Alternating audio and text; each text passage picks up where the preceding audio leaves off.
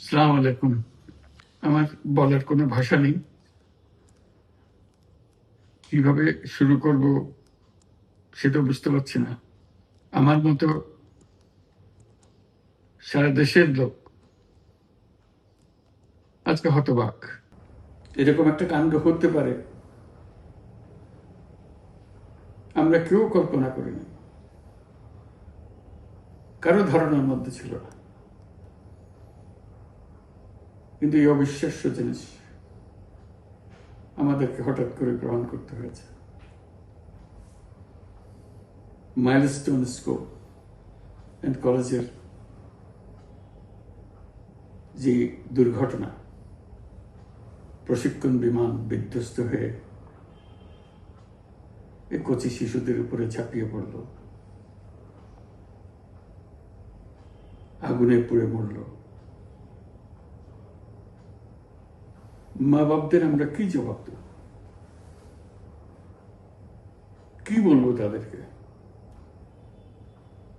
আমরা নিজেদেরকে তো জবাব দিতে পারছি না। অজানা শিশুদের মুখ সবার চোখে ভেসে উঠছে। সারা জাতি হতভম্ব বা ক্রুদ্ধ। শোকাহত বললে খুব কম বলা হবে। এই দুর্ঘটনার রেশ এখনো কাটেনি। এখনো লাশ আসছে হাসপাতালে, এখনো হাসপাতালে মারা যাচ্ছে। মা বাপ এখনো খোঁজ নিচ্ছে আমার সন্তান কোথায়, তাকে আর কোনোদিন চেনা যাবে কিনা।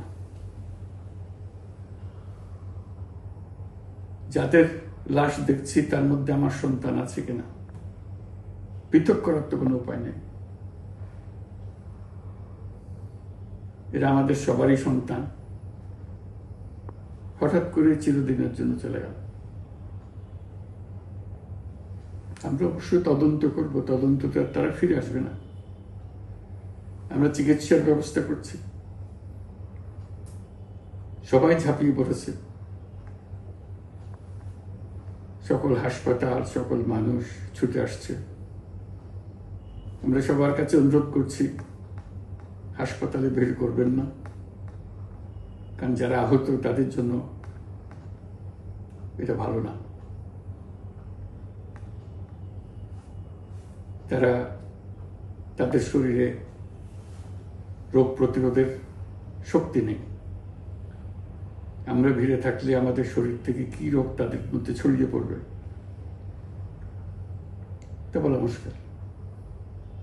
কাজে দূরে থেকে দোয়া করেন সবাই। আমরা বাবা মা আত্মীয় স্বজন সবার কাছে আমাদের সহানুভূতি জানাচ্ছি।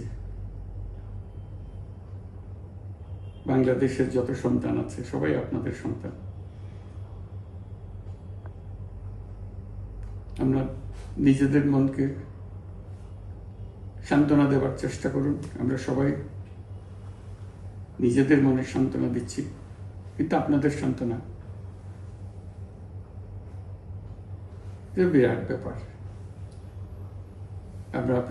আমরা সবাই আপনাদের সঙ্গে আছি, জাতির সমস্ত লোক আপনাদের সঙ্গে আছে। আমরা তাদের জন্য শোক দিবস ঘোষণা করেছি। আগামীকাল শোক দিবস। আমরা সবাই মিলে তাদের কথা স্মরণ করব, তাদের আত্মার শান্তি কামনা করব। আজকে থেকে সবাই তাদের আত্মার জন্য, তাদের রুহের জন্য মাগফিরাত কামনা করব। আল্লাহ আপনাদেরকে শান্তি দিন। আমাদের জাতির সবাইকে, যারা এই দুর্ঘটনায় বিধ্বস্ত, সবাইকে আল্লাহ শান্তি দেন। তাদের জন্য দেশবাসী সবাই আমরা দোয়া করছি।